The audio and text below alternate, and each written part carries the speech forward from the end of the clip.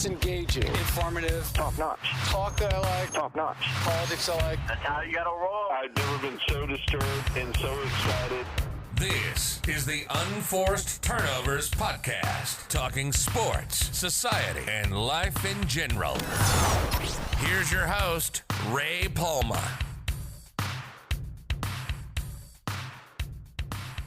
Good morning, good afternoon, good evening, and welcome to the third episode, the third edition of the Unforced Turnovers Podcast. I'm your host, Ray Palma. I'm alongside my co-host, Wu-Tang. If you're unaware, Wu-Tang is my dog, my Shih Tzu, my best friend, my companion, my tenant, and my roommate throughout this pandemic process. We spent an awful lot of time together. I think he wishes I would practice more social distancing, as him and I have been pretty much hanging out throughout the course of this pandemic, and I'm sure a lot of you have spent more times with your, in my case, pets, and in your case, children and brothers and sisters, and whatever applies to you. So, but over here in my compound, pretty much just me and Wu for most pretty much all day, every day. So, he's my co-host. He'll be the silent partner. You won't hear much from him throughout the broadcast. Wu-Tang and I have done 3 podcasts so far. The first 2 focus strictly on sports. The first one, we discussed James Dolan, New York Knicks owner. We discussed his horrible and despicable reign as owner. And we begged and pleaded with him to please sell the team, move on, finally give our beloved Knicks a chance to shine and thrive. We did another podcast, the second one, when we discussed the New York Yankees and the New York Mets. We built an all-time, I shouldn't say all-time, but post-1985 all-Yankee Met lineup. And we did it top to bottom, and we went through it team by team, and people created their team suggestions, and we went through a process. And listen, both podcasts are up there. If you listen to this right now, you're either on the YouTube page or Facebook or whatever else I have it on iTunes, and whatever it is, it's all there. So if you scroll up or down, I'm sure you can find episodes 1 or 2. If you have any interest in those, give it a listen. For this episode, we're going to take a turn away from sports, and we're going to take a turn towards real life, because as you hear in the title of the intro, my very fancy, professionally done introduction that says talking sports, society, and life in general. Well, this is going to be a discussion about life, that's for sure. It's going to be a celebration of an amazing life. It's going to be our first episode. We're talking about anything other than sports.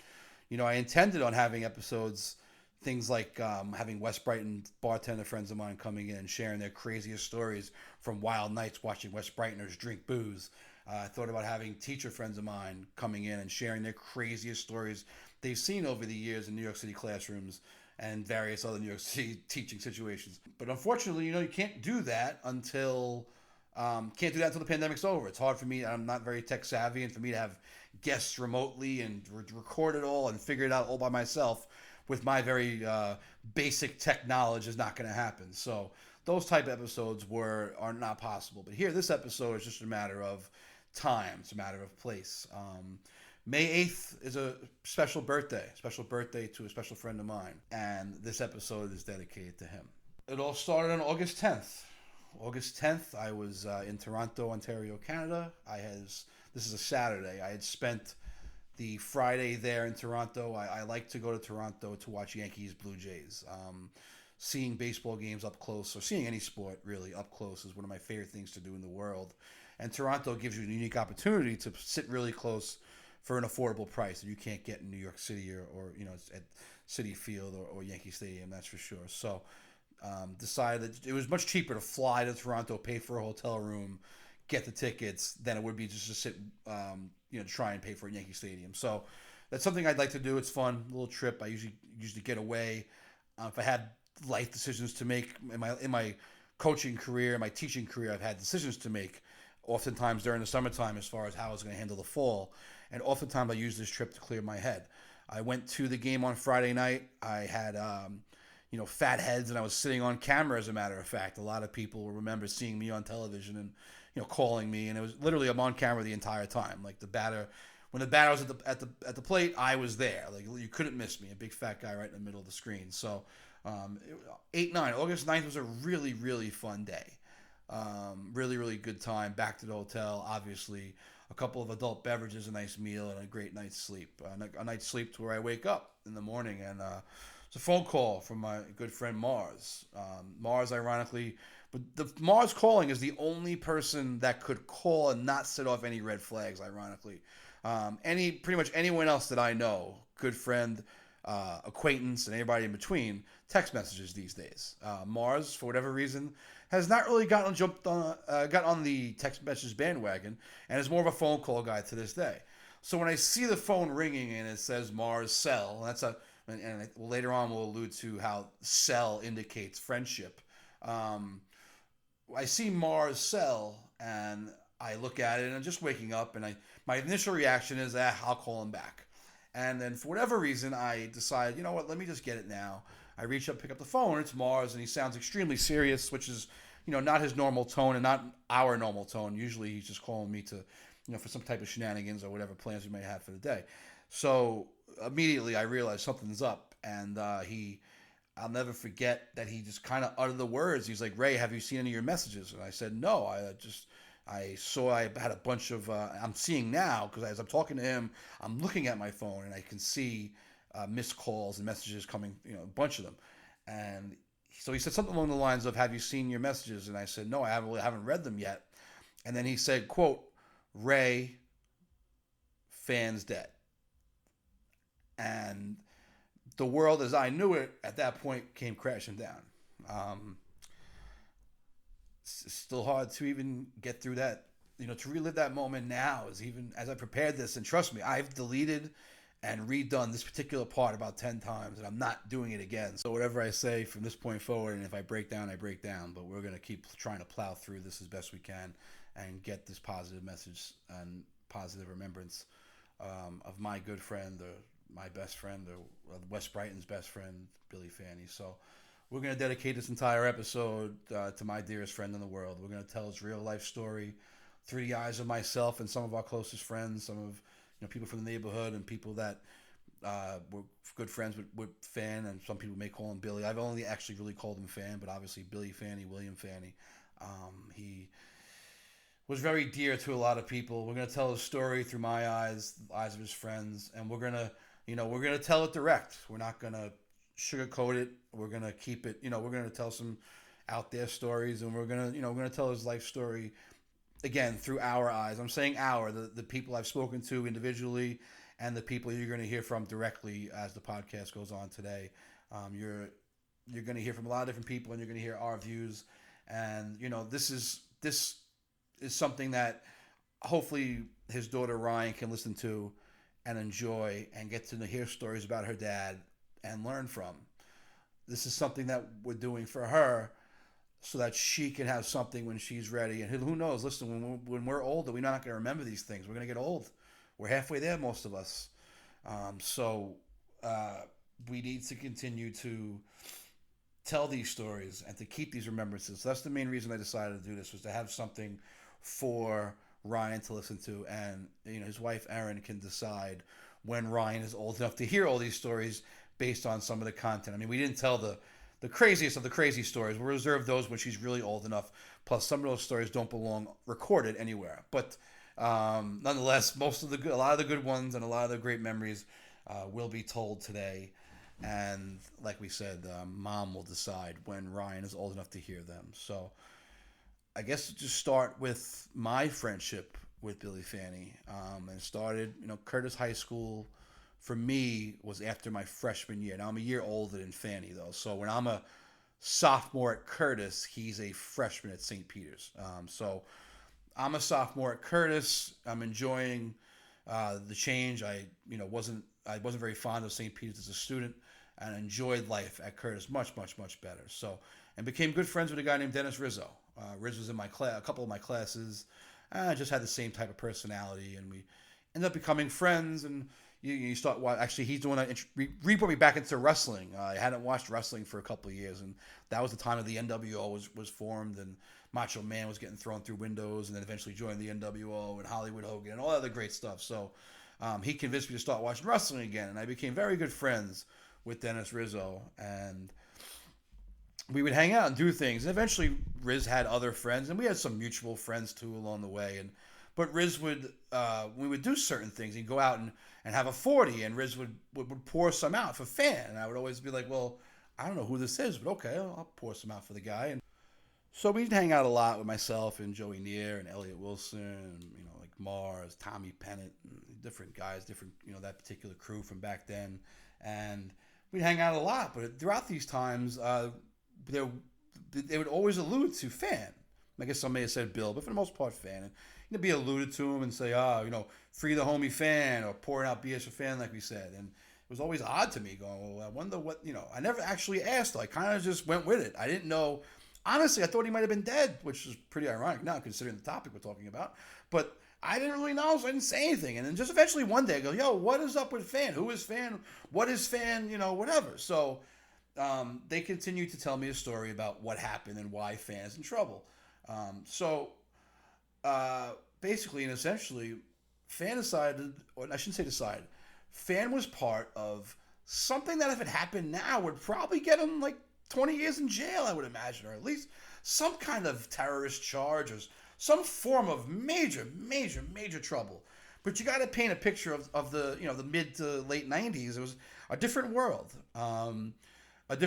So before most people listening, know what I'm talking about anyway. But in case anyone doesn't, I'm gonna have the words of someone who was there. I reached out to a few people, and my guy Justin Walker was nice enough to get back to me with a nice email. And I asked Justin Walker and a few other Peters guys. I just said, can you describe what happened to me on Billy Fani's last day at St. Peter's? And I'm going to read to you verbatim what Justin Walker said. He labeled it Clinton Avenue Bomber. There's an early episode of The Simpsons, The Creeps of Wrath? I don't know how to read, but either way, Creeps or Creps or something like that. Creeps? No idea. That aired in 1990 during the first season. Bart finds an old cherry bomb and flushes the firecracker down the toilet at Springfield Elementary. The detonation causes multiple geysers to burst from the porcelain bowls. 6 years later, this scene pops into my head as a loud boom goes off on the third floor of the SPH bathroom. I was close by, either on the third floor or the fourth floor, because that is where all my classes were as a freshman. Now, this was way before all the school shootings, but I remember thinking at the time of the boom, yo, did someone just shoot Mr. Galt? Amen. Thank you. Mr. Galt was the dean of discipline who would grab you by the back of your neck, pull your ear until it hurt. Please forgive me for snitching, and we all know that shit would not fly in today's society. Anyway, everyone can't wait to get out of class to find out what happened. Word spreads fast, and word spreads fast in an all-boys high school of maybe 600 kids. Come to find out, my guy Billy Fani blessed the third floor bathroom with an M80, if my memory serves me correct. He was expelled shortly after that. I thought it was a bit extreme. No one got hurt. Bill Fani goes down as an SP legend forever. Rest in peace, Fani. Justin also shares, I'll go back to the bombing in a second. Use this chance to just point out the type of person Fan was, or one of the many opportunities I'll have to point out the type of person he was. As Justin sent me his letter to read on the podcast, he also sent me a screenshot of a conversation he had from November 16th of 2018. It's a photograph. In the photograph, you see a picture of Justin at a young age, side by side of a picture of Justin's son at approximately the same age. And you can see in the picture, they're almost identical twins. It's scary. And that's kind of exactly what Fani says in his message. He says, "What's up, homie? Hope all is well. Looks just like you. Great smile." Justin talks about how he's living in Charlotte, North Carolina. Fan talks about his 6-month-old girl. And it's just a nice conversation between two dads. Two old classmates from St. Peter's who just, may not have seen each other in a while, but the type of person Fan was. Someone that would reach out, get in touch, and if you wanted to talk to somebody or saw something on social media, like a lot of us do, I'm sure, would reach out. So that type of person Fan was. But back to the bombing. So in case anybody didn't know, we're not going to get into details. It's funny. I asked more than just Justin Walker. I asked a lot of people to send me their memories of that day, like what happened, like where were you in class, kind of like the Kennedy assassination for people of that age, like where you were and what you were doing.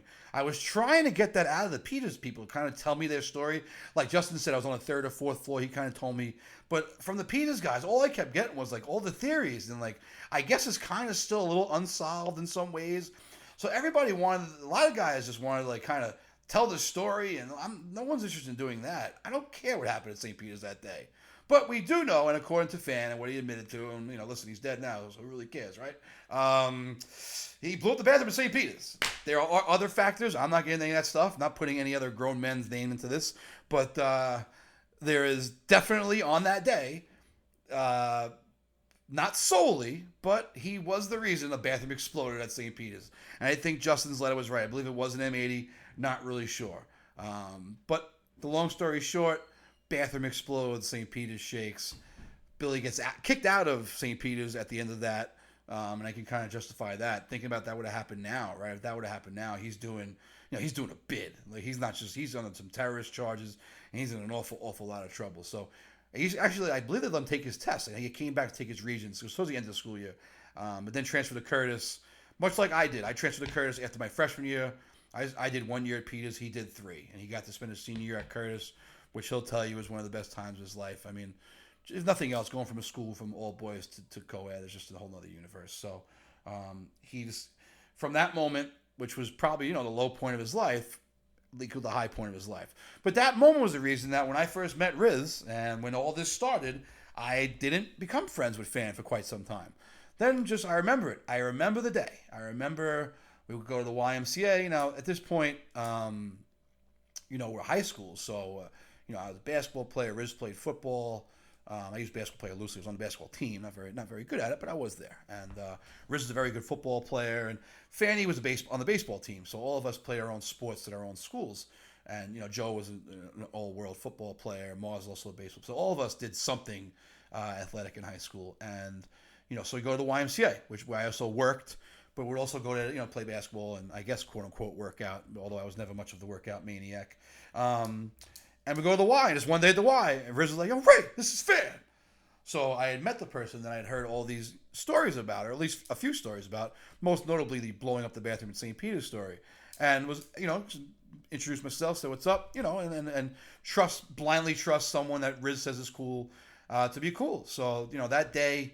I don't remember what happened particularly that day at the YMCA, but I do remember the way home because Fan would always tell that story any chance he got. So the car I had at the time had many, many, many issues. It was a Renault Medallion, if I remember correctly. It could have been the Duster. I got to be honest with you. I don't remember what car it was for sure, but I think it may have been the Medallion. The Medallion was Renault's Medallion. I think it was French, and I remember the car died because it was French and it had a nut on it, like a lug nut type thing that.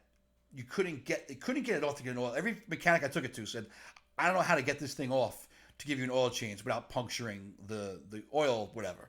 So eventually, at one point, I was like, "Listen, just try and take it off. If it breaks, it breaks." It broke. Long story short, no more Medallion. But anyway, the car had many, many issues, and on that day, one of the issues was it wouldn't go into drive, but it went into reverse. I shouldn't say on that day. This problem persisted for quite some time. So we got in the car, and the YMCA in West Brighton for people in the neighborhood. Fanny lived a few hundred, not a few hundred yards, but very close. He was over there on Beamont, right by Beamont and Bar. It wasn't a very long ride home, and Riz lived around the corner from him, and I was down. I don't know, who knows where. At the time, I was probably living with my parents at my mother's house, which is down there, Victory Club. Anyway, the car didn't go in the drive, so like any logical human being, I just drove it in reverse. And Fan will always tell you the first day we met, I drove him home in reverse. Drove him home, took him to his house, dropped him off, very grateful. And that was the first day of hundreds, of thousands, of I don't know how many times of us hanging out. But it was just something that he told that story so many times. "Oh, you drove me home in reverse first time we met." So if he said it that many times, it has to be true. And it was something that I'll never forget, and quite that memory. So. You meet people and you become friends. And like I said, at one point, I got to give Dennis Rizzo a lot of credit. I think I owe a lot of my lifelong friendships to Riz because, before doing this, I never would have realized that he was the common thread that formed so many of the close friendships I still have to this day. So amongst many other people, and aforementioned, Riz and Fan, I got introduced to my good friend Mars. Mars and I share a birthday. Mars and I have become very, very, very good friends, and someone who we have a lot in common, both New York City teachers. He now holds down my old spot at my favorite school of all time, with all due respect to I-61, but my favorite school of all time, and Newdorp, my favorite school of all time, P368K. it's funny in the education world or any job world, I guess. I left a school that I loved because I had an opportunity to work down the street from my job instead of commuting an hour and a half, an hour, even 2 hours some days, right? So I left something I love for the unknown of IS-61, which has worked out tremendously, and I couldn't love a place more than IS-61. Whereas Mars already had a teaching job on Staten Island, but was unhappy with his current situation. And well, believe me, those of us that have worked for certain people, and you're only as good as your administration, right? And your colleagues too. So I think in his case, the administration and colleague situation was just too much. So he preferred to take a job in the middle of Bed-Stuy, Brooklyn. That was awful traffic, and he's still there now. He still has my old job. I shouldn't say my old job, but he works at my old school, which keeps me in touch with those people, which makes things happy for me. Because like I said, working in that school was the most rewarding time of my life. I taught autistic children there, and I was a dean of discipline there. I did a lot of things, and I really, really loved that place. So shout out to 368K. So Mars and I became very, very good friends based on my introduction from Riz and from Fanny, and that's how we all, my circle of friends, like I said, to this day, I mean, people I consider my best friends in the world, most of them, or many of them at least, certainly came from this scenario. So much like I asked Jay Walker and my Peters guys to tell me stories about that day at St. Peter's, I asked other people just to share a story, anything, a memory, something about Fan, something about him, that we all shared together, individual, private, anything you want. I said people, the letters could be anonymous if they wanted to. And I asked a few people, and I made it clear to people too, like, hey, listen, no pressure here, because I know how hard doing this has been. Whatever you're listening to, I can assure you, took hours upon hours of breakdowns and redoing, because I didn't want to come across crying, at least too much.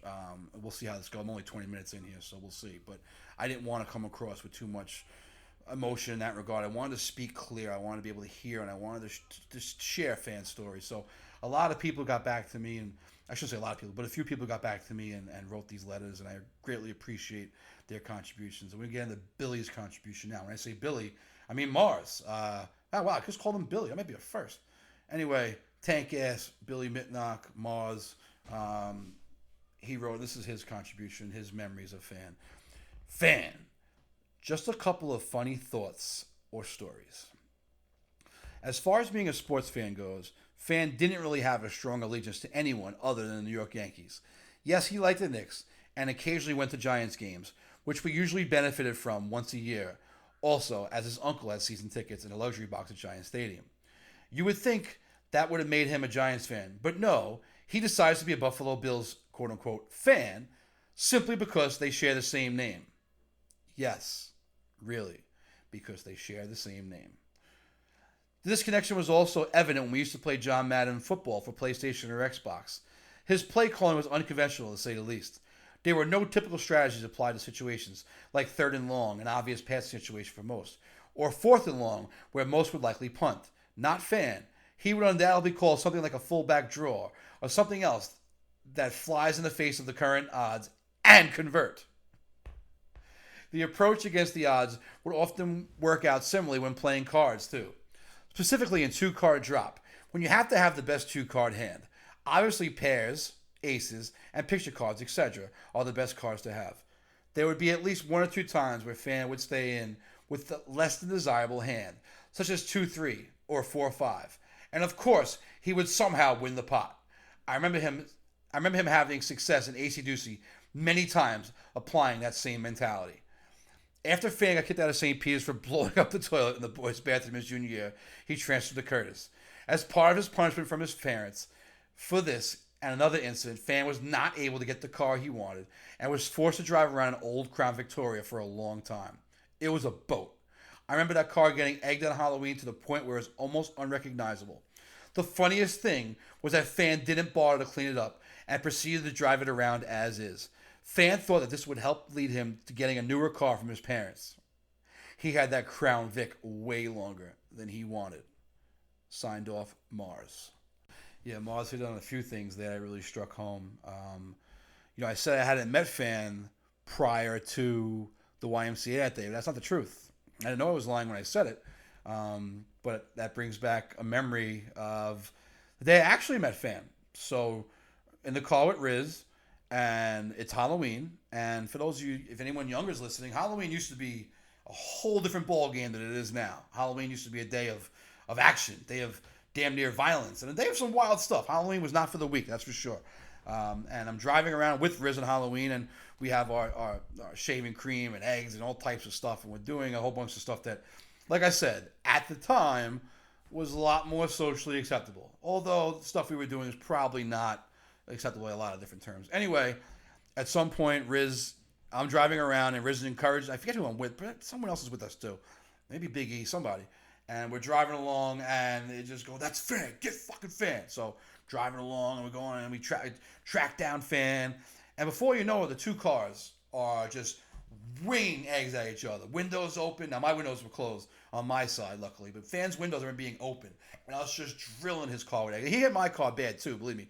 Whoever he had in his car, this is friendly fire. We're throwing eggs at people we know. So, but for whatever reason, we had an egg war that day, and that was actually the first time I met Fan. So I remember. I'm not sure if the egging that Mars is referring to in his story is the same as my story, because egging happened every Halloween, but nonetheless, crazy, absolute crazy story. And what everything Mars said regarding the Madden video games, oh my God, is that accurate? There's no hyperbole. There's no BS. The man would pick the Bills. He would run the most awkward of plays, fullback draws, run the toss on 3rd and 25, and he'd win. You know, I love video games at that time in life anyway, and I love sports, okay? You know, Joey Nia played football, knew like the X's and O's way more than the rest of us. You know, we all watched football, knew all the guys, the players, all the stats and everything. Fan would pick the Bills, because, you know, the Bill. And the Bills in some video games were terrible.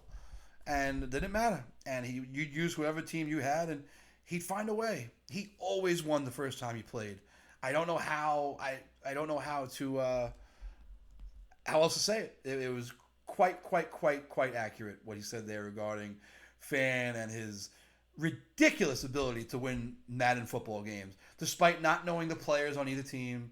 We used to joke around and say that we used to do football pools and things where we would pick different groups and pick 5 games a week, and we would joke that Fan would pick games based on the team. So if the Hawks were playing the Giants, well, a Giant would crush a Hawk, Giants win, or a Falcon would beat an Eagle or whatever. He would base it on the mascot more than the team itself.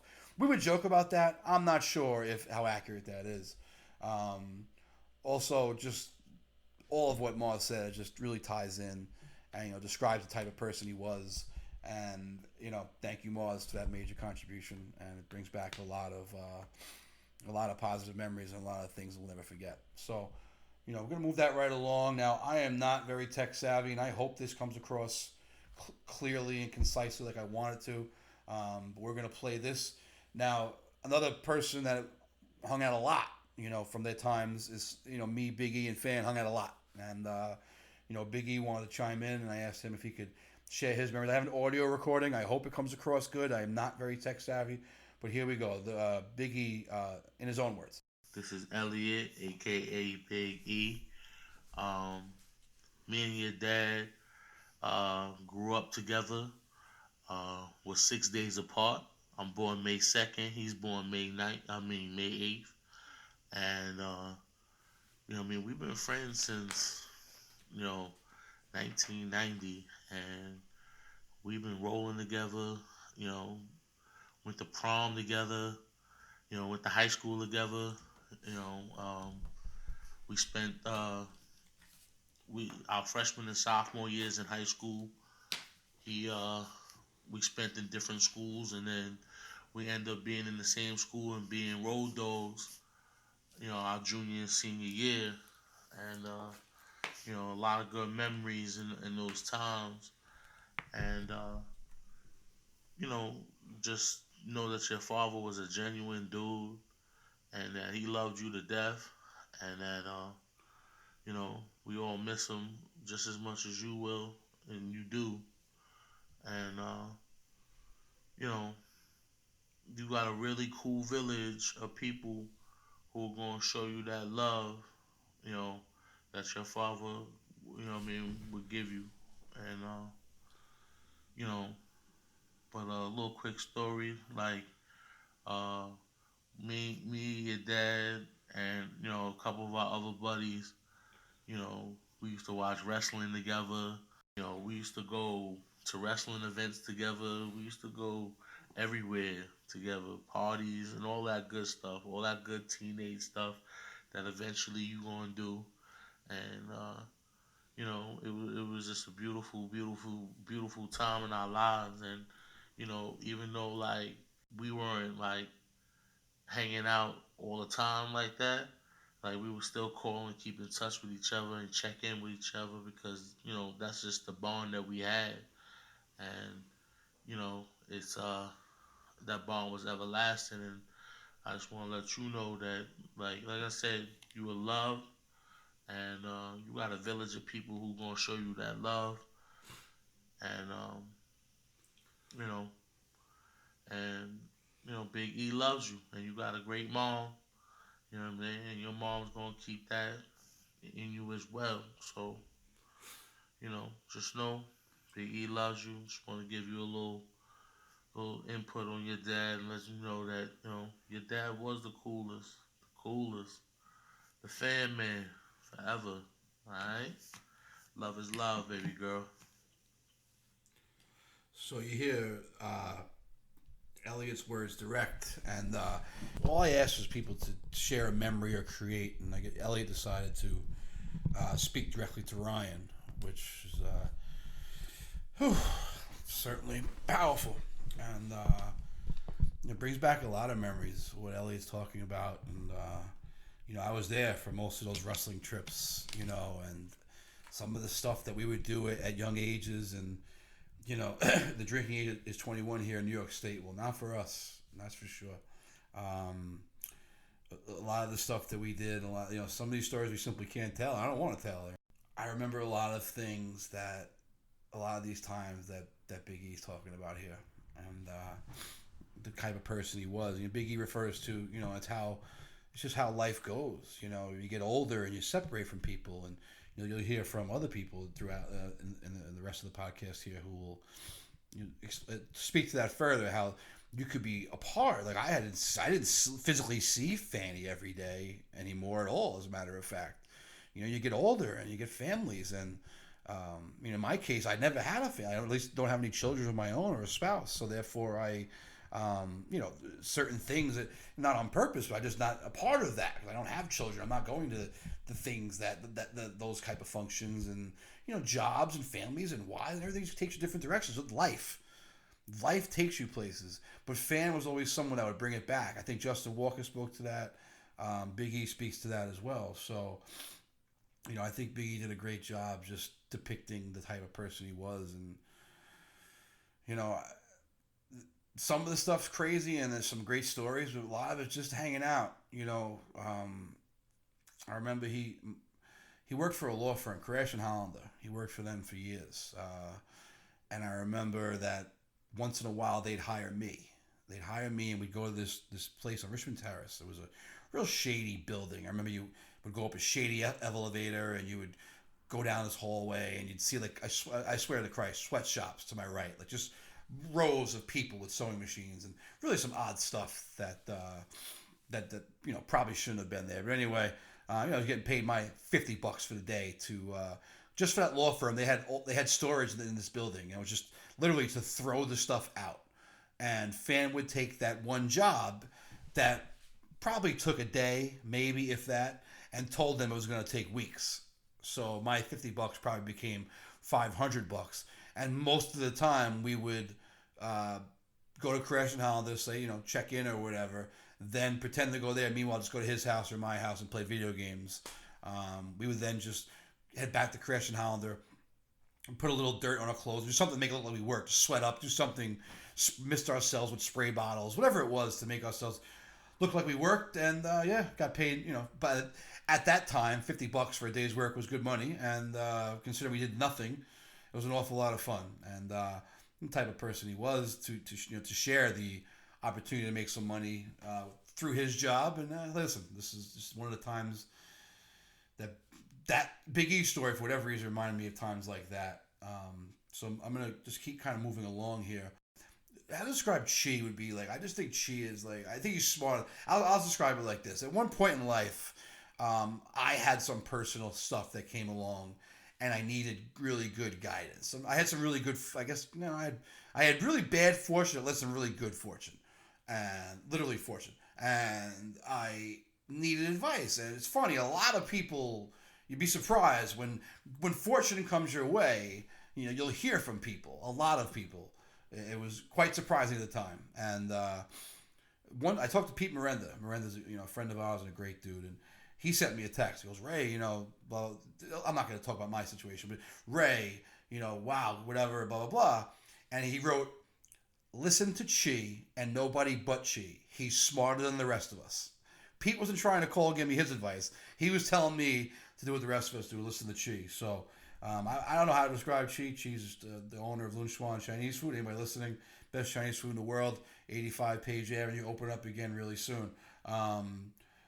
Also, the bottom line is Chi is the smartest person amongst our crew, and I would, you know, the person who makes the plans, the kind of guy who decides things to do. So when I asked Chi when I asked a few guys if they could put something together for the podcast, I got this from Chi. So I'll read what Chi wrote verbatim.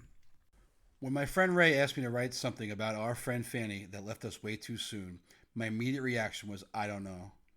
But if Ryan does listen to this one day, I think it'll be pretty cool for us to have stuff to listen to about her dad. Now it's Sunday. Ray asked us to get this to him by Monday, and I'm slacking. Not because I don't love Fanny, but I do know a lot of my stories with Fanny are us partying all night and drinking. But to be honest, with you and a lot of friends have come and gone in that time frame, but the only one that did remain constant with my friendship was Fan. When we were around 12, I don't remember exactly, but I do remember I met him through Dennis Rizzo. So that's almost a 30-year friendship. And we got cheated because we had 30 more years to go. I should say at least 30 more years to go. I can sit here and tell you endless stories of us going on road trips to Miami, Atlantic City, nights out in New York City, sporting events, parties, and so on. But to be 100% real, I'll ask you guys, how many friends do you still have that stay in contact with you since you were 12? I bet not too many, and that's what was great about Fanny. We had a friendship that people dream of, and some never get to experience. Even if we didn't happen to see each other for an extended period of time, we always picked up where we left off. That's just the kind of person he was and the qualities he possessed. We grew up together from when we were kids, and no matter what path we took, we will always remain close. We learned how to have fun, become responsible adults, and start families. No matter what obstacles life threw at us, we always knew our friendship and bond would be there forever. We can always call each other and chat about what's going on in life, good or bad. We were always there for each other. It could have been anything from our night out to our jobs, problem with girlfriends, problems with work, or sometimes just to say, hey, let's hang out. We also knew every Super Bowl and 4th of July would be at my house to have a little fun with the family and enjoy the holidays. We also always looked forward to going to a Giant game together every year. Fan was the type of guy you would bring around to a party with all new faces, and he didn't know anyone, but was there because we were boys. And by the end of the night, he was on his own chilling with the new friends he had made. Fan was a good man, great friend, awesome husband, and starting to become the spectacular father I knew he would be when the time came. It's sad because Ryan will never get to experience the joy Fanny would have brought to her life in some ways, but in some ways I'm glad she also didn't get used to having Fan and then having that snatched away from her, because I think that would be far worse for her to experience. We are all still in disbelief that we can't call our brother Fan. 917-716. I'm not going to read the rest of his phone number out loud. You old friends, you know the number by heart. You got it too, Ray. He reads my phone number, 646. But we all know together that we will try to do our best to make sure it doesn't happen, and Ryan will have a team of dads that are always willing to step up for her. I hope she knows that as she gets older, she knows there's a lot of love for her. I can make this 100 pages, to be honest. But to be honest, if Ryan ever wants to call me and talk about her dad, she knows she always can. We can always hang out, and I will always be happy to share anything she wants about Fan. And I will gladly tell her what a great man he was. R.I.P. Fanny, love Chi. You know, Chi brings up a really good point. If you're in somebody's phone and they have, like in mine, it says it said fan house, fan cell. It says actually just Joe, and then Joe Selly. It says Mars Cell, Mars Long Island, Mars House. If you have multiple phone numbers, if you have landlines saved, and especially if you know these numbers by heart, because back when cell phones first came out, there weren't these phone books built into them. If you had a cell phone, you still had to learn numbers. But if you know them by heart, you know that you had a friend for life, and that's what she was alluding to with the phone numbers there. Him knowing I've had mine forever, knowing mine by heart, and he changed his a few years back. It's similar, but actually I don't know if I know Cheese by heart, but I definitely know Joe's. I definitely don't know Mars's. Get that Long Island stuff. The Long Island numbers are all weird, but Mark D's phone number top of my head and call his parents' house right now from same number from 1982. What she spoke to, what she alludes to, and that just brings back, just crashing back so many different memories. And what he said about the partying and all that other stuff, yeah, that's true too. And one day we'll share more of those stories, but we won't record it though. We'll have that conversation, over a few drinks and a nice meal with the boys. I look forward to that very, very much. This god freaking sake pandemic will come to an end. And you know what? Just in case I forget, I wanted to speak to that. And it's funny, his wife Erin and I work together, and we speak, and we both are in total agreement that he would have loved this pandemic. Now, selfishly, he worked for his father's supermarket, so obviously supermarket owners are not complaining this time of year, at least financially. So he would have loved that part from a financial standpoint, making money, which is always great, and you can't blame him for that. But more importantly, he would have loved the beginning of it when no one was going out. Actually, that never really happened because no one ever followed the rules. But when the pandemic first started, it was like, the streets are really empty. And Aaron and I joked that he would, treat it like he would just drive around on sidewalks hitting mailboxes screaming, "It's martial law!" Because that's the type of attitude he would have had towards this. It's terrible to say in some ways, but quite frankly, I don't really care. It's he would have loved this pandemic, every freaking second of it, from a financial standpoint and just from a lifestyle standpoint. No traffic. They have a store in Queens, so he'd be able to drive to Queens too, and he would drive between all the stores, and no traffic, making lots of money. He would have been in his glory. This thing is right up his alley. And I doubt he would have followed any of the rules. I doubt he would ever have worn a mask, ever would have worn gloves. But I'm not certain of that part. Who knows? He either would have been, but I bet you it was one or the other. He would have either locked himself in his house for 2 months with the baby, or he would have been outside with no mask, no gloves, being a wild man. Either one's possible. God only knows. But either way, I think she just really accurately depicted the life of Fan and the friendship that we all share. The times we had at Giants games, Mars and she, like we said, the Fan luxury box. His uncle was nice enough to even let us go again. This year, the Giants game was after his passing, and we still went. And it reminds you of how long we've been doing that. It's kind of something you take for granted every year on a yearly event. When we first started going to it, kind of young, all you can eat and drink too. It's a luxury box, soup to nuts, everything. Some of us not exactly at our financial peak, so getting free food and free booze is amazing. Now we're a little bit older. Not that the free food and booze isn't amazing, but we could afford to buy it on our own if we wanted to. Whereas some of those other trips, I might only have $20-$40 in my pocket. We've been doing that a long, long time. Just speaks to how long, a certain group of us, little core of friends that have been together, and how awful August 10th, 2019, was. So I asked, several people that are mutual friends to share their thoughts and share whatever it is, memories they have with Fanny. Now, I know for a fact also that, the Fannys and the Doyles were all friends growing up. The Doyle family, former owners of the Blue and Gray, great people. We're friends with the Fanny family. I know they traveled, they went on vacations, things like that. So I actually reached out to Karen, and I asked Karen if he could just share a story with me or something along those lines. And in typical Doyle, I call him O'Doyle rules because he's O'Doyle and he rules. Great man. And he shared a quick story with me. I'm going to read this verbatim. He spelled Mite M-I-T-E. I love it. I like the spelling there on Doyle Rules. That's why you're the man. Might have been 6th or 7th grade, and me and Billy were playing b-ball for Sacred Heart. And by playing, I mean warming the bench. Could have been a regular season game or a tournament, but the game was tight, and we probably hadn't seen the floor. Pretty sure game was tied with a few seconds left when someone on our team, I can't remember who, hit a buzzer beater.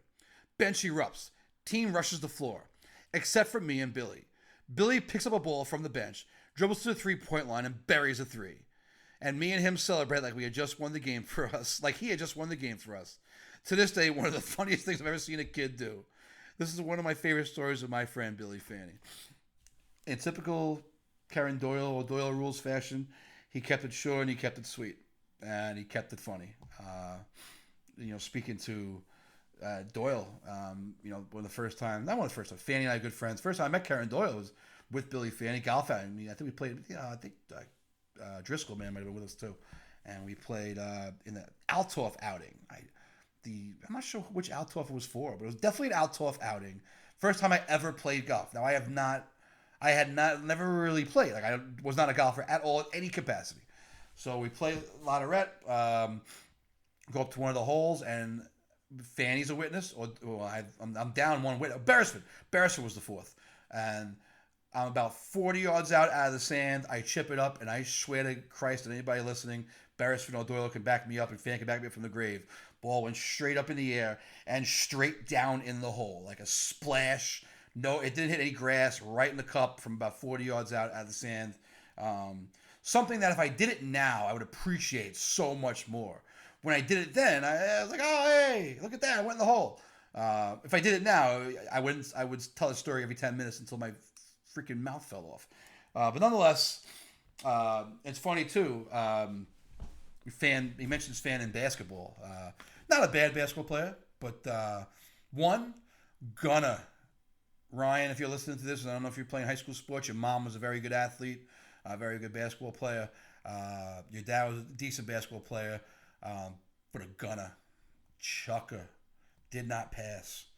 At one point we all put a team in like a men's league somewhere, and a bunch of us that hadn't played in a long time running around trying to play basketball. And I remember Fan just every time he touched it, he shot it. He would, he didn't care about playing all that much. He'd play a few minutes and then sub himself out. But when he was in there, he did nothing but shoot. Did not look to pass. And his answer was just like, you can't score if you don't shoot. So I guess I can't fault his knowledge. Also want to point out he was never able to beat me one-on-one in basketball. There was one time. There was one exception. One time one-on-one. Now listen, I was bigger. I'm not saying I was a very good basketball player either, but a lot bigger than him, and one-on-one was not in his best interest. So, but one time we played one-on-one, and I wore glasses for most of my life until LASIK recently, and he broke my glasses, like not intentionally, but while playing one-on-one, he broke my glasses, and that was the one time because I was pretty blind. So after I broke my glasses, I tried to play without them. He beat me that one time. I never heard the end of it.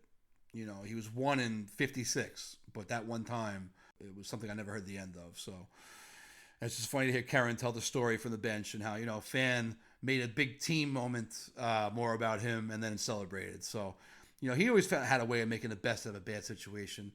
He was just somebody that, best of a bad situation, would always, put things in perspective. I remember the great Pat Tillman.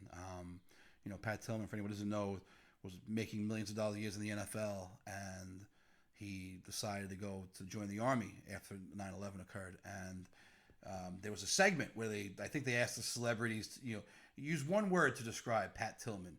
And the montage would go through playing pictures of people, not pictures, but video of people saying hero, legend, heroic, patriot, whatever the term may be.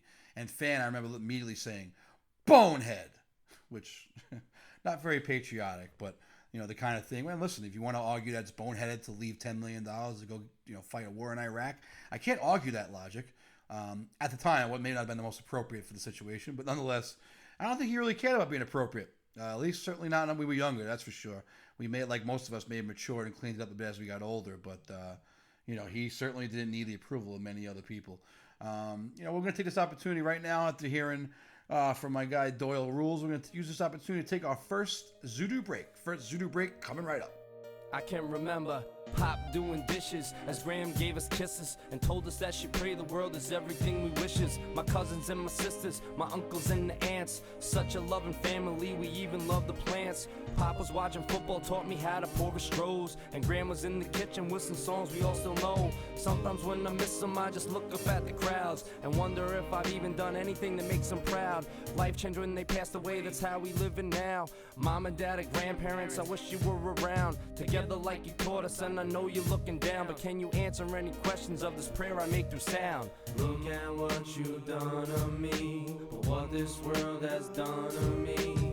Can you shine the sun on me? And when I pray, why don't you come to me? I know that I ain't living right, but some way, someday, tell me if I'm good enough from Sunday to Monday. Have I done anything that remotely makes you proud? And if they play this really loud, can you hear it on your cloud? Or when the Pope died, did God cry? Cause my mom did. When she prayed for a healthy grandchild, he responded, the most beautiful boy that the world has ever knew. If you look into the eyes of my little nephew Drew, Grandpa beat the cancer, scared to be part of your life, cause you wouldn't be the same if he wasn't part of your life. You got the best mom and dad, you're gonna grow up strong and healthy. If we never have a dollar, yo, our love will keep you wealthy. And I know the Graham is happy cause it's very clear to see that mama's gonna mean as much to you as she does to me. And your aunt's gonna spoil you until you're 33. It's the luck of the draw to have a special family. Don't mean to sound corny, these are thoughts I really feel. I'm looking at this child and I'm sure that love is real, and how he puts a smile onto everybody's face. And the first year of his life is a rewarding change of pace, making me rethink if I should always be alone, cause now I am inspired to have a son all of my own. I love my family so much, I have learned as I have grown. Surrounded by these people, Drew will always have a home. Look at what you've done to me, but what this world has done to me.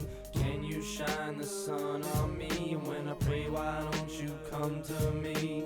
I know that I ain't living right, but some way, someday, tell me if I'm good enough from Sunday to Monday. Have I done anything that remotely makes you proud? And if they play this really loud, can you hear it on your cloud? You see, I don't have a soul that I talk to when I'm sad, so my only consolation is within my pen and pad. Main man lost his mother, I know how much he love her, cause we ain't really friends, Zulu literally brothers. And hope he can recover just to see a brighter day, and notice that his mom don't wanna see him live this way. Morning every morning, watch your time slip away. She'd rather see us touring, smiling like we kids at play. I wish something I could say to you to maybe ease your pain, and say you'll be okay, but life will never be the same. The truth is that we learn to live with loss and don't forget it, and live your life in ways that make her proud and don't regret it. Remember the day she told you that she loves you when she said it. The intention was that when you need a hug to go and get it. Store it in your soul till you're very, very old, and it'll keep you warm when the world is very, very cold. What she taught you as a boy is now what's making you a man, and it ain't going nowhere, take it everywhere you can. As long as I'm still breathing, you will always have a fam. Get your ass up off the canvas and learn to live again. Look at what you've done to me, but what this world has done to me. Can you shine the sun on me? And when I pray, why don't you come to me? I know that I ain't living right, but some way, someday, tell me if I'm good enough from Sunday to Monday. Have I done anything that remotely makes you proud? And if they play this really loud, can you hear? All right, I hope everybody enjoyed our first and probably our only Zudu break. There'll be a Zudu outro. We'll end the day on a Zudu song as well. Shout out to Mark D for that wonderful song about family, and but one of the verses, some friends became family, and that's certainly the case for a lot of us, and fan being a big part of that, and someone that, we're all kind of in our own ways still getting used to it, Does it get easier? It depends how you define the word easy. I mean, I'm not crying 24/7 like I was at first, so of course in many ways life gets easier, but there'll never be a time where any of us are ever quite over this, which is why we wanted to put this together to share, and to have something for Ryan, so she could hear the stories of her dad before we got too old and too stupid to remember them, and entertain you. So you've heard from a friend for life pretty much in Karen Doyle that knew from birth and went on vacations together as kids with families, with their families, I should say. You heard from Mars and Chi, who were there, and as teenagers and preteens and things like that, and Biggie as well. And then, but now we're going to hear from somebody who came in a little later in the game, Chi's wife, Amy Chi. She was agreed to put something together for us from her perspective, and it just was nice to hear from someone who wasn't around for a lot of the stories. Certainly, Billy's given her plenty of memories over the years, and it was just nice for her to take the time to do this. And I know she's, much like we say she has a bunch of uncles, she also, Ryan, has the greatest group of aunts you could ever imagine. You're going to be really lucky, just from every perspective and every possible angle, whatever it is you need. Very versatile group of young ladies that you're going to have as your aunts that are going to, they're going to all take care of you. They're all really special, and between Aunt Lauren and Aunt Jill and Aunt Amy and whoever name I didn't say right now, I apologize if I forgot somebody, but just make sure that you're very lucky, Ryan. You're going to really enjoy it. But like I said, we'll keep this going. And this is Amy's letter to Fanny. It says, Fanny, there are 2 parties a year in my house that will never be the same. Super Bowl Sunday and 4th of July. Fanny's presence sticks out on those days more than ever. He was the life of the party. His smile, his voice, his stories, his jokes, his laughs. Oh, that laugh. I'll never forget that laugh and the way he played with the kids. He was a kid at heart himself and truly enjoyed getting the kids all riled up. Nerf gun battles, wrestling, dance parties, video games, you name it. These memories will never be forgotten around here. Fanny was always smiling and never in a bad mood. You can't beat that. I wish we could have just one more house party with him. Naturally, Fanny was excited to become a father himself. Having Ryan wasn't easy for him and Erin, and I remember him reflecting on those troubles with worry. As a parent, you want nothing more than to see your friends also experience the joy of having kids, so I was beyond happy when it finally happened for them. He was so proud of baby Ryan and how big and healthy she was growing. He would boast that she was 4 months old, but was the size of a 9-month-old. There's nothing better than a father beaming with joy for his child, and among a multitude of reasons, that's a big one of why this loss was and still is so hard to accept. He was so excited for his future with his daughter, and it's just not fair that it was taken from him and from her. We will always do our best to keep his memory alive for Ryan. He will never be gone from our lives. Fanny was a good man with a kind heart, truly a good person. This loss will never be understood, and he will always be missed. I love you. With love, Amy Chi. Thanks, Amy. And I don't know, just agree. There's no rebuttal here. It's funny. As of date today, I have no children. Ryan, if you listen to this, there's a Wu-Tang painting somewhere. Maybe at Grandpa's house, or maybe Mom has it. It better be somewhere. I'll be a little upset. And your grandfather probably doesn't like it very much, and neither does your grandmother, but they might like it a little bit more knowing it was his. But I'll tell you the quick story behind that painting. It was a raffle that he found somewhere. This is before like social media and stuff. So however it was, you had a call at a certain point on New Year's Day to get your golden ticket. It was like a Willy Wonka type thing. And he was convinced that the RZA hand painted these things by himself. And he was saying how he was going to spend the money. I don't remember how much it was. I do remember, don't want to admit to it, but he convinced me that, it was very important. It was going to be worth money, and we were going to love it and need it and everything. So, I'm sure you have it in your house or at Grandpa's house. There's one sitting in my house right now too, and it will never go anywhere. Your dad's edition is actually number 1. His is numbered. They're all numbered. I don't know what number mine is, in the 40s, I think, but he has number 1. I think 1 of 200 or something like that, but you'll see. I love that painting, and just as an example of what your father's positive energy can do, he convinced me. I remember it being New Year's Day, too, quite hungover, and us being both excited that we cashed in our magic ticket and were able to spend a preposterous amount of money for I'm not going to say a painting because I don't think there's any paint on there, but nonetheless, no regrets here. Just another story of things your father would do for Wu-Tang. We went to many, many Wu-Tang concerts together. We probably saw Wu together a good 5-6 times. Most recently this year, within a year right now, we've gone to a show, standing room only. I was kind of miserable because you really couldn't see. It was the old Exit. If you ever went to Exit when you were younger, it was the building itself. I can't think what they call it now, but it was just the old exit. And if you didn't have a spot, you couldn't see, and I couldn't see, and I was frustrated.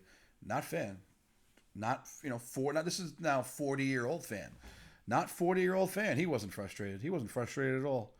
He enjoyed every second of it. He was bouncing around, making friends like he always did. So one of the other articles alluded to that too. Like, if you went somewhere with fan, say you took him to a place where to meet like maybe your friends, and he didn't know anybody. You didn't have to worry about introducing him to anybody. Before you knew it, he'd be best friends with somebody there. Whether it be one of the people there, someone's mother, whoever, or someone's dog, or someone's their crazy grandparents, or whoever it was. He'd find someone or a group, and they'd make friends really quick. The type of personality he had, and this is the type of person he was. So definitely a big thank you to Amy. Thank you for taking the time to do that and sharing your perspective.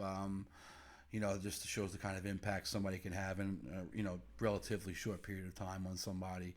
I know Ryan's very lucky to have people like Amy in her life. So thanks again, Amy. One more left. One more shout out to fan. Not going to say I saved the best for last, but all I can say is I think my friend PJ here, he made me laugh, made me cry, much like everybody else along the way here, but he made me laugh just as much with what you're about to hear. So, with no further introduction, friend of ours, Mr. PJ McCarthy, wanted to share some of his stories about Billy Fani. Hi, Ryan. My name is PJ. I was a friend of your dad's. I knew him since kindergarten, and he was a really close friend of mine. I don't know at what point you're going to be listening to this, but I do wonder if you've caught some of his traits from him. One thing was, he was the neatest person I'd ever met. I never seen anyone fold clothes as neat as him. He was such a pretty boy. I think the guy even ironed his socks, which is how neat he was. That's why it's kind of, jury's still out on who his real parents are, I feel. I think, Fan was a bit of a metrosexual, but he also had an affinity towards hip-hop. I think that, a metrosexual man impregnated Mary J. Blige and outpopped your dad. But, he was a great, great guy. Another trait he had that was very admirable was he was an excellent listener. And anytime there was something going on, good, bad, or anything, he was all ears, especially with his big ears, listening to what you had to say. Always cared about people, and that's one of the reasons why so many people liked him, because anytime he would be at a party, you'd be anywhere, someone always had his ear, and he was all about what they had to say. And some of that listening was just so he could tease you if it was something silly you did. He used to love to tease me all the time. One of the things, he would just randomly out of nowhere just turn to me and say, "Yo, PJ, the Mets suck, right? How sad is your life that you're a Mets fan? You and all the other redheaded people out there that are Mets fans. It's such a sad life." And he used to love to tease me about that all the time. He used to love to tease me, telling me my little brother was cooler than me. He used to love to just randomly come out of nowhere with that one. But he was a great guy. Another thing, and I remember him always saying this, he always said he wanted to have a little girl. He always said that. It's probably partly because of the metrosexual in him.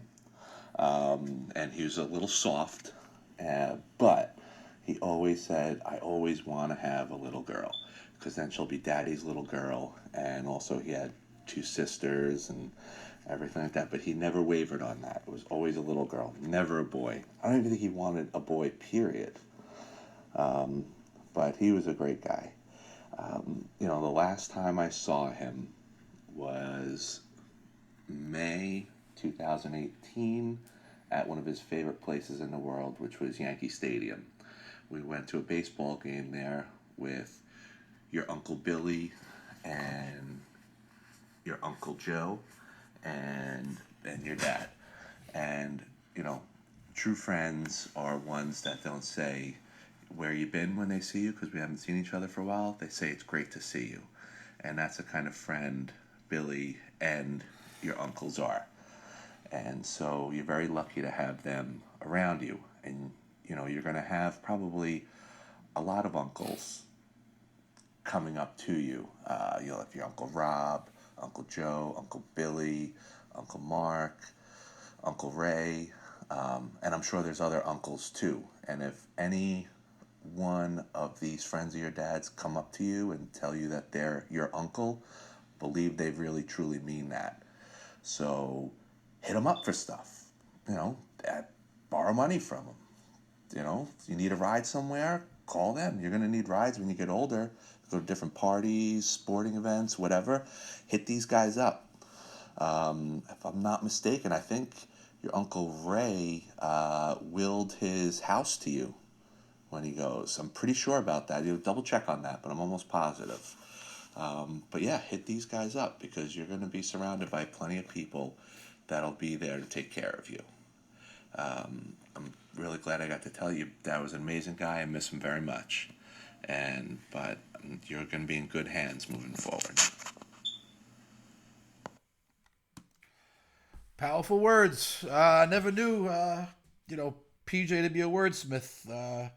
Apparently, as he's disappeared for the last 10 to 15 years, he has got a little more intelligent, I guess. That was, he stole the show, in my opinion. Stole the show. Everybody was great, but me included, that was great.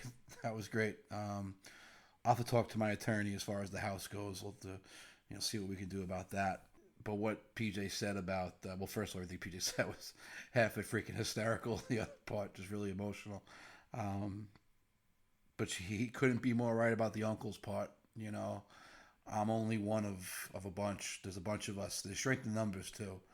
I think we all bring different elements to how we can help, raise Ryan the right way. And just give Aaron all the support she needs. Actually, not needs, because Aaron doesn't need any of us.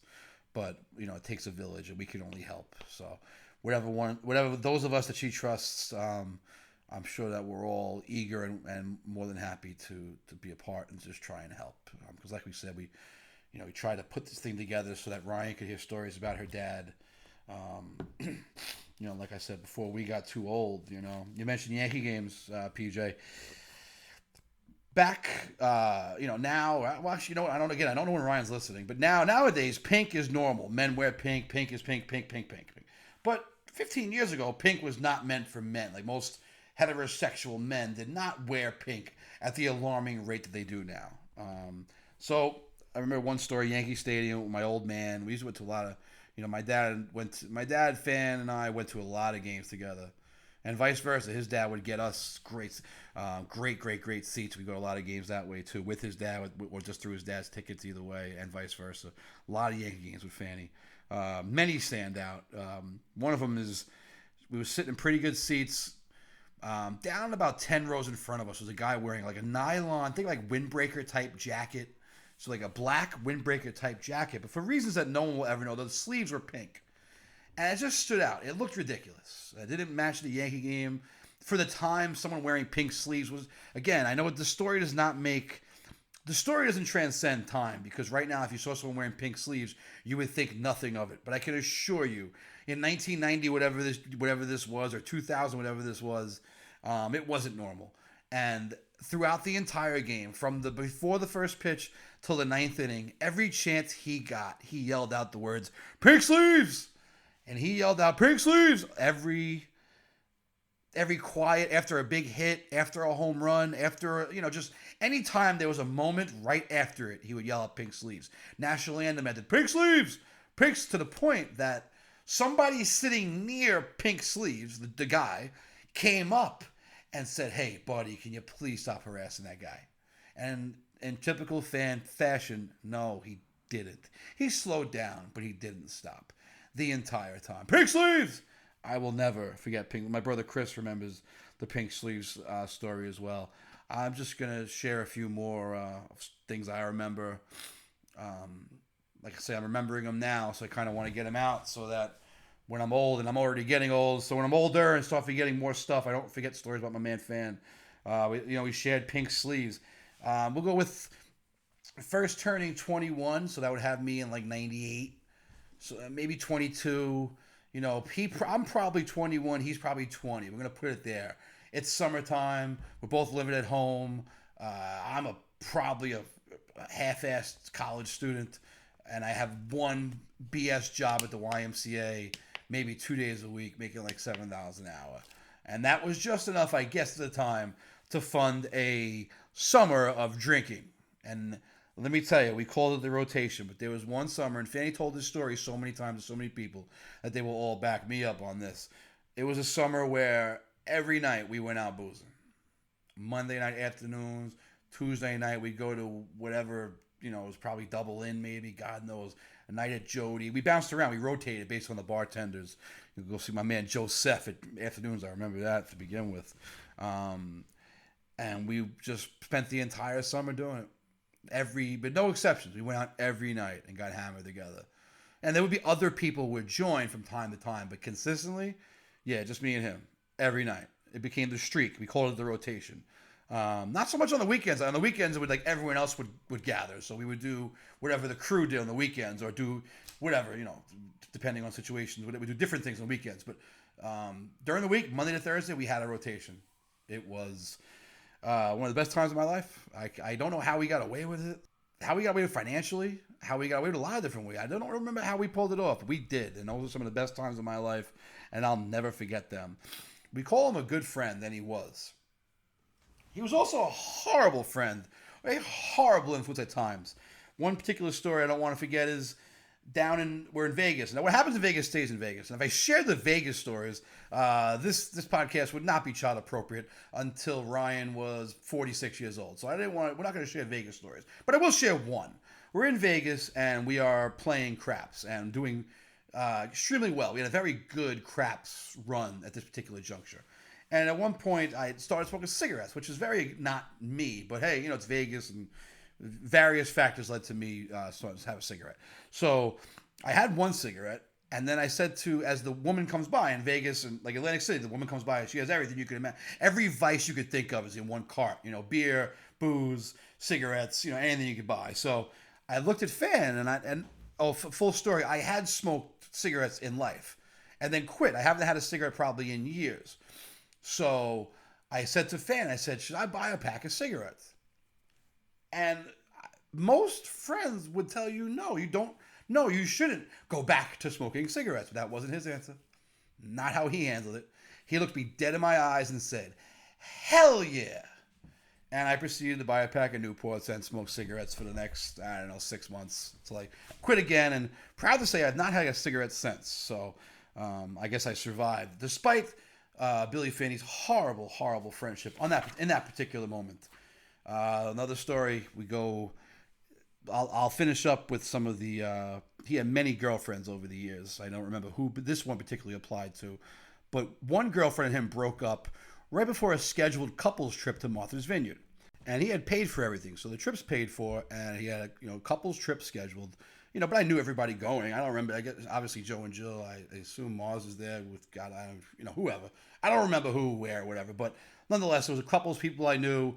Thought it'd be a fun weekend, and Fan said, at the time I was single, so I was not part of couples vacation, and Fan said, yo, come with me on this trip. I already paid for it, just come with me. I paid for two people, and I didn't really want to go. It didn't sound like I didn't want to join couples weekend, but nonetheless, we decided to become the two heterosexual male couple and go on the trip. Drove out to Martha's Vineyard, put the car in the boat, really cool. That part was nice. And that was about the only nice, but in my opinion, Aunt Jill's not going to like my perspective, but I didn't like Martha's Vineyard very much. It was really boring. Bars closed at 11. If I wanted to go somewhere and sit in somebody's house, I could do that here. Don't know. I don't get the allure. Not for me, whatever.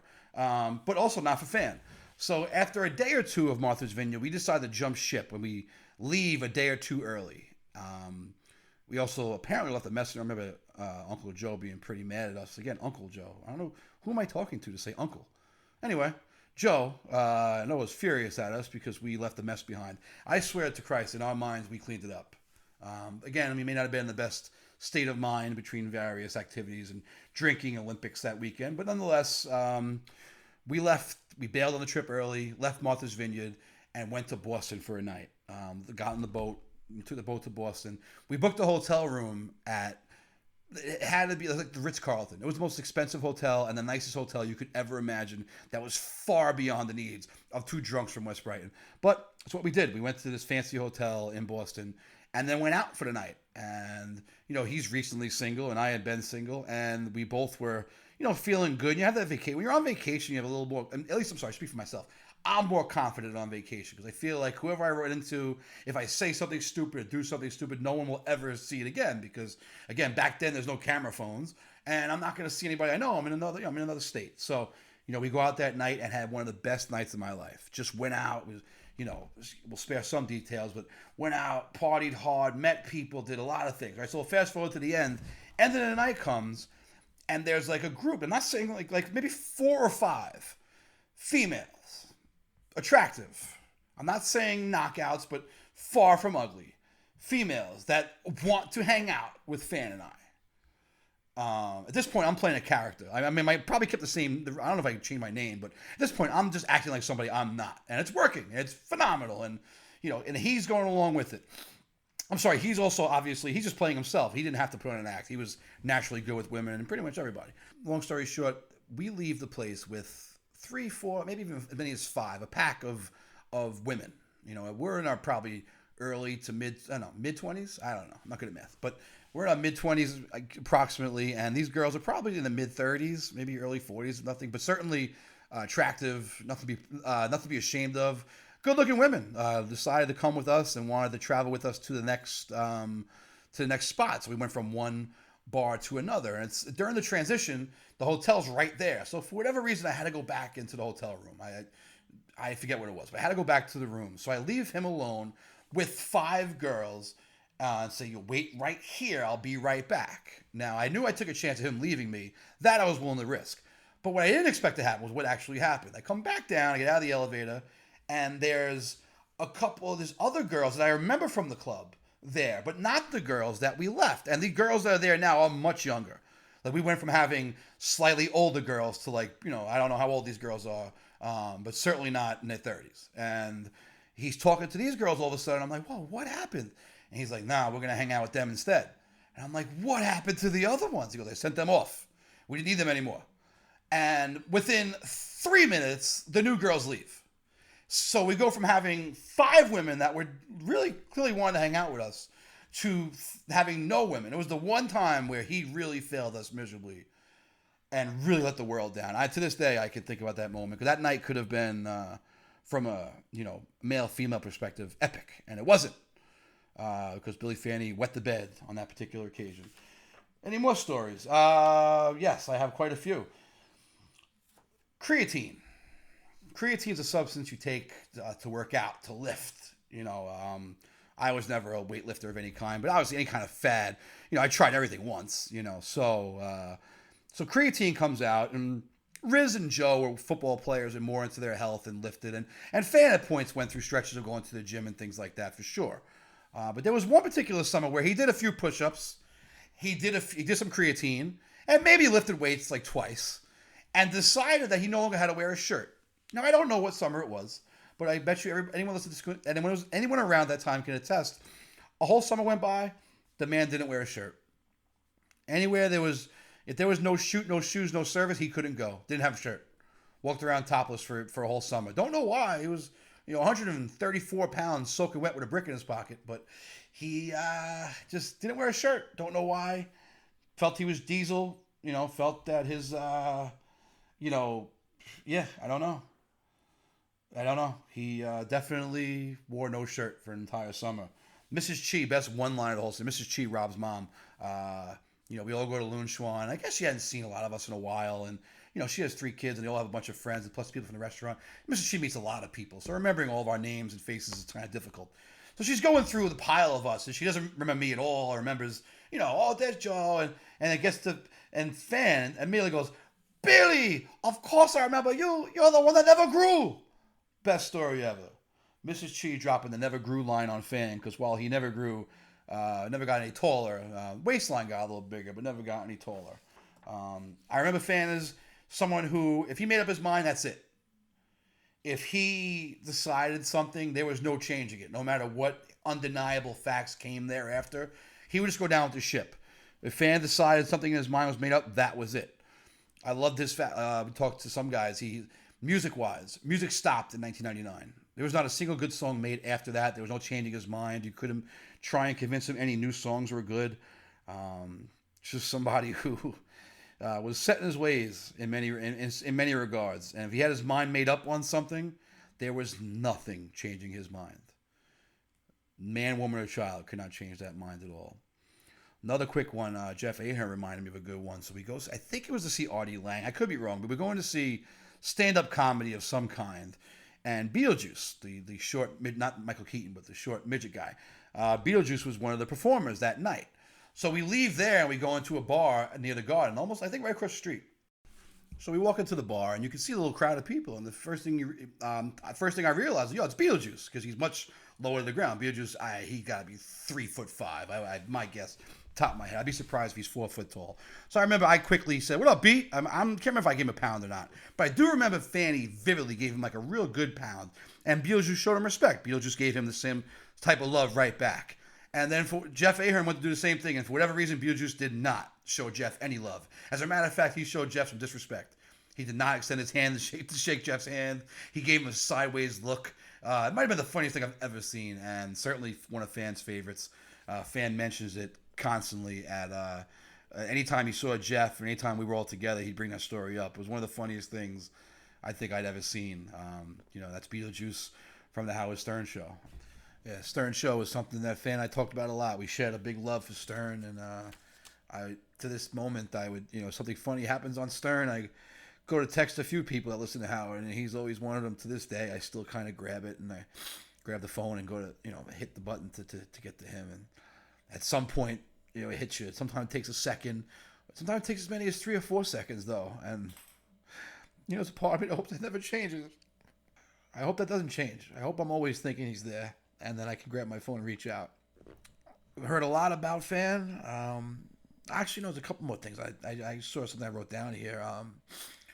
Started coaching high school basketball years ago, and anyone who knows me knows that's my number one passion in the world is myself as a coach and an educator. And my first year at Curtis, coached at McKee for 4 years, and then became the head JV coach at Curtis, which for me was, the ultimate. The ultimate to be back home coaching, where I had went to school and played. I shouldn't use the word played. I use the word played loosely, but certainly was part of the team. And so first year coach and make a championship game. Made a championship game versus St. Peter's, and what happened was there was supposed to be snow on Saturday, so they postponed the game to a Monday, which kind of killed the vibe. Big difference between having a game on a Saturday night and on a Monday night, right? It's kind of the story of my life. I win the Island Championship on a Monday, but nonetheless, we played St. Peter's. I had a stacked team. Isaiah Wilkerson, Halil Kanasevic, both Division I basketball players. Dominic LeGrand, Division I football player. Nicholas Blake, also a scholarship football player.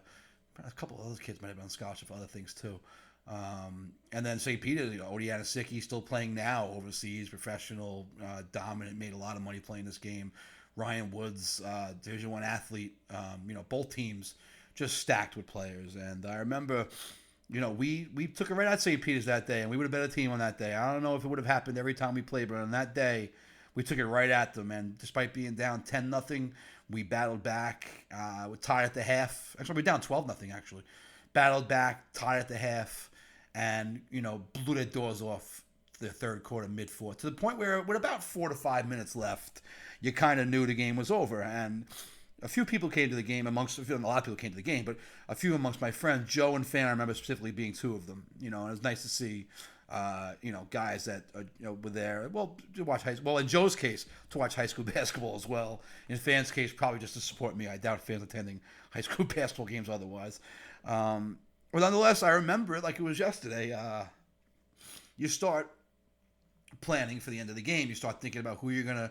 You start pulling your best players out because they want to get them an ovation from the crowd for the great game they played to beat St. Peter's. So you start thinking about who you're going to sub in and how you're going to not empty my bench, because I didn't want to empty it at all completely, but I wanted to sub certain kids in. And as I'm doing that, you hear people cheering, and you pretend you don't hear them, but you do. And I remember vividly hearing Fan's voice, hearing Fan and Joe and screaming, for me and Elliot. And I just remember, if you know the movie Rudy, it's fans screaming, "Who's the wild man now?" In reference to Rudy, and just in the moment, who's the wild man now? Because, we just beat St. Peter's. And as someone who blew up the bathroom at St. Peter's for him, and as someone who hated their 1 year at St. Peter's for me, to beat St. Peter's on that day, I got to say, it was an awful lot of fun. And I'm sure for him, getting to see, one of his best friends be able to be part of a team that took down St. Peter's, I'm sure he enjoyed that thoroughly. And then his little quote of "Who's the wild man now?" from Rudy, it stood out. It stood out. It was a great night in my life, and I'm happy that a couple of my friends were able to be there to share it with me. But the "Who's the wild man now" comment stands out. Just wrapping this thing up, you can't tell Bill Fani's life story without mentioning the fact he was a ladies' man too. The guy was good with women. Growing up with two sisters benefited him tremendously.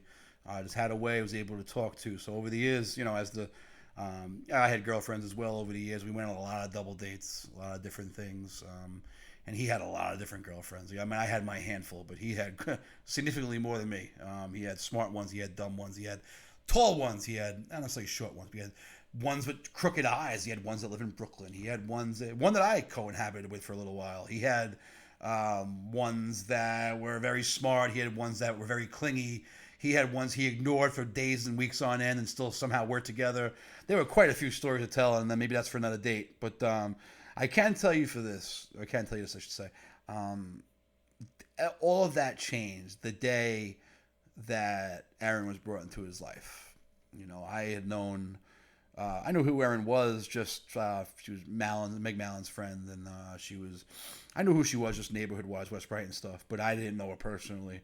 And, they started, however that started, they got together, and, I didn't talk to him as their relationship started to form.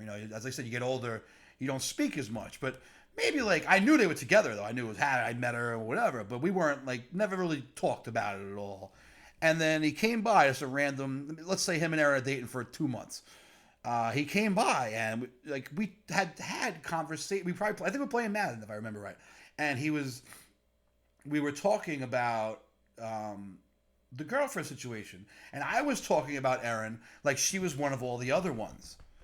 Kind of like it was a business as usual situation, and immediately he made it clear that this was not a business as usual situation, that this was different, that he truly, really cared and really, really liked this girl. I had never heard him say that before about any of these girls that he had been with, and so obviously it was something that this whole relationship with Erin was something that was going to be special. And I remember him just being, and this is not 10 years ago. I remember the last time I spoke to him, even going to his house. I'll tell a story in a second, but the last time I spoke to him 10 years ago when I spoke to him, the day of his wedding, his bachelor party, all of it, how much he loved Erin Kyle and how much he was looking forward to having a family and doing all of those things with her and building that life with her. And, obviously my heart breaks for Ryan and for Erin, but all I can say rest assured is that he loved the two of you more than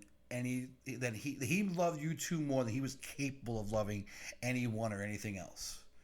He loved the two of you with his heart and with his soul and with everything. There's nothing he wouldn't have given up. There's nothing he wouldn't have sacrificed. There's nothing he would have done if he known it would just make you smile. He loved you guys with all of his heart. I miss him. I miss him so much. It's funny. You talk about adult situations. Obviously, fan working full time and the baby and everything. You don't see him nearly as much, So, and me, high school basketball, it takes up a lot of my time and hours. So especially certain months of the year, you don't get to see your friends and you don't get together like you used to. But on a random Thursday, it might have been August 1st or late July of right before he died, and I got a message saying, "Yo, come by the house. I'm at my parents' house, and we're in the pool and stuff like that." And I had just played golf. I remember I had just gotten home and I was a little tired, and I was already in my chair and relaxed and gonna just watch TV, maybe take a little nap or whatever. And I debated, and then luckily and thankfully, and I'm grateful that I decided to get up and go down to Fan's house, and we spent the day there.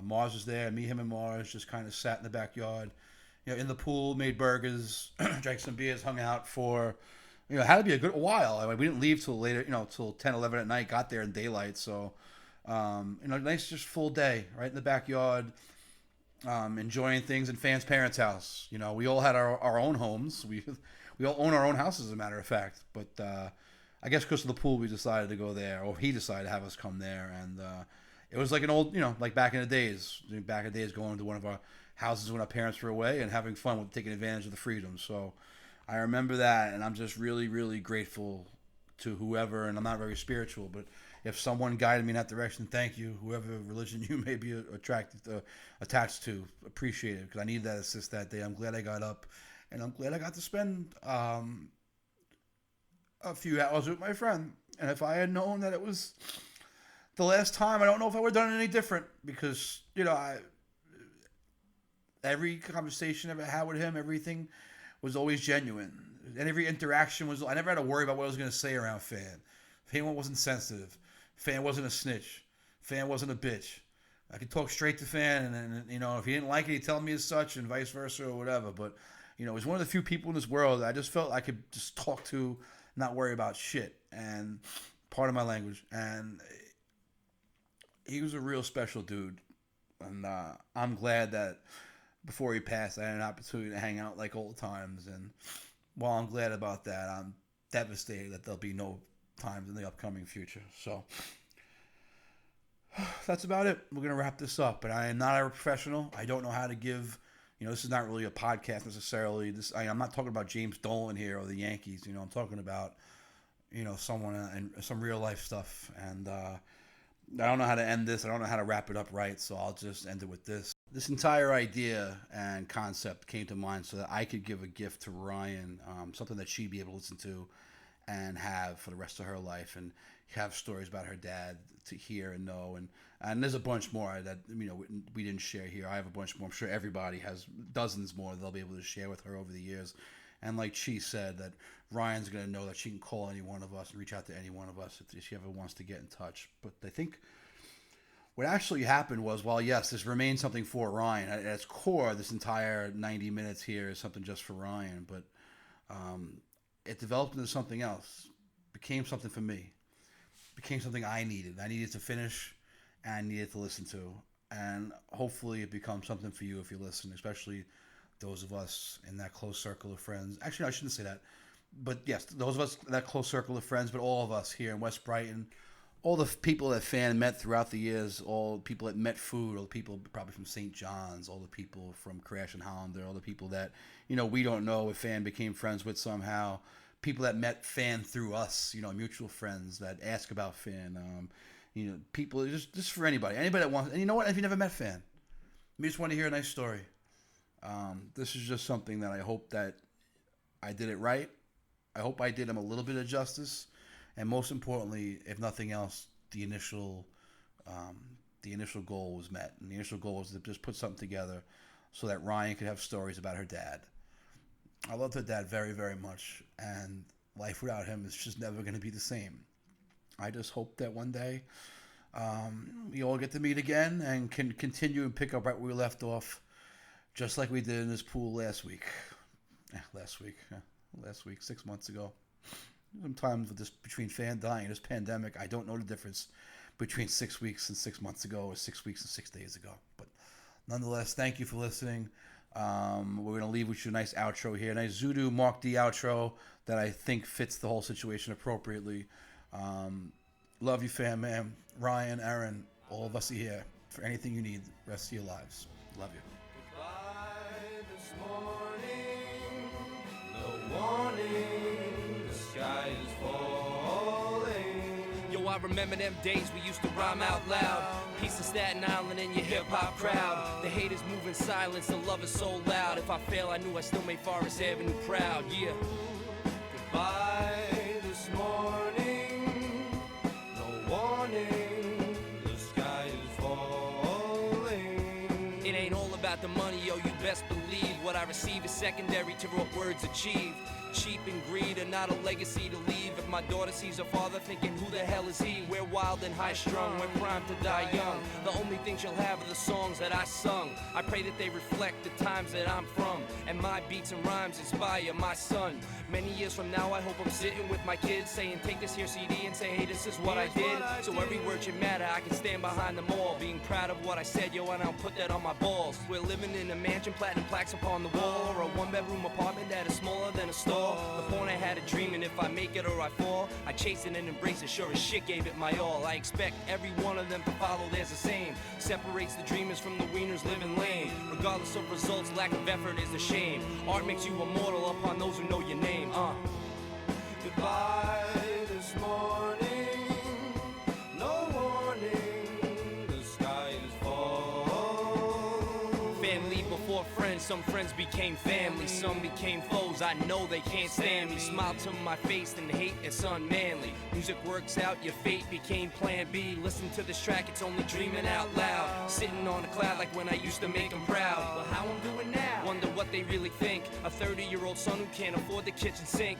All he do is drink, he's immature and out of sync. So close I'm on the brink, I'm merely working out the kinks. My mama was a teacher, my father was a coach. Easily you see how they have influenced the most. Taught me hard work to believe in a team. I wanna make it so bad so I can get the cream. Lucy Jane on a plane to wherever she can dream. Ashley hitting high school and still my little queen. Andrew and Austin, you're now 4 and 2. Can't picture life before it, so much more with you. Susan gave me music and Amy gave me smarts, and Megan D's a part of it, she gives my album heart. Go. If you love them, let them know, way before you let a moment go. If you love them, let them know, way before you let a moment go. If you love them, let them know, way before you let a moment go. If you love them, let them know, way before you let a moment go. Sometimes I wanna go back, I never thought I'd lose. My biggest decisions were how much to booze or snooze. Weekends lasted longer, the party never ends. No money in your pocket but an arsenal of friends. Time passes fast, the only thing I wish I knew.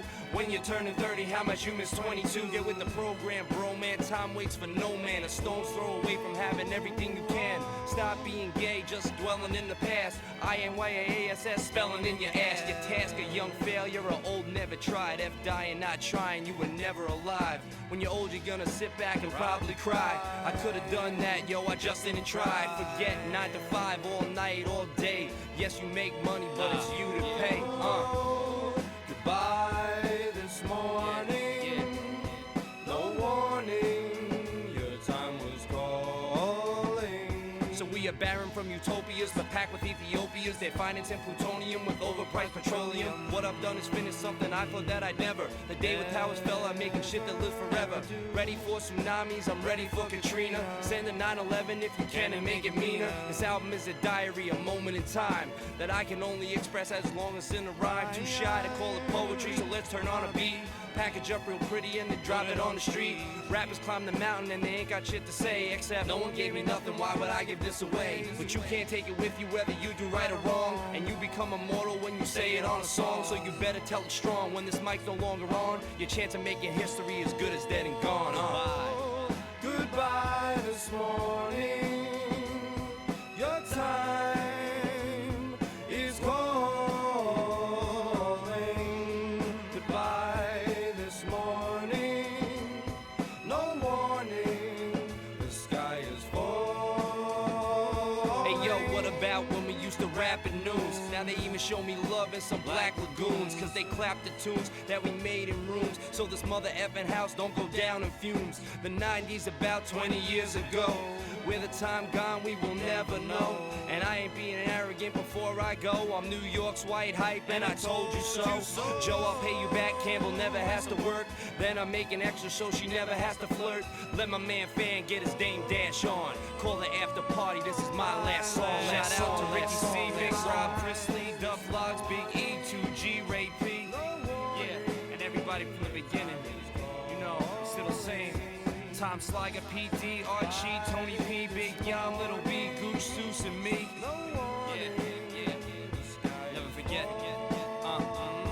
Mom and Dad, I am Mike, Crucial, Gem and Sue, Amy, Adam, Jamie, Lou, Austin, and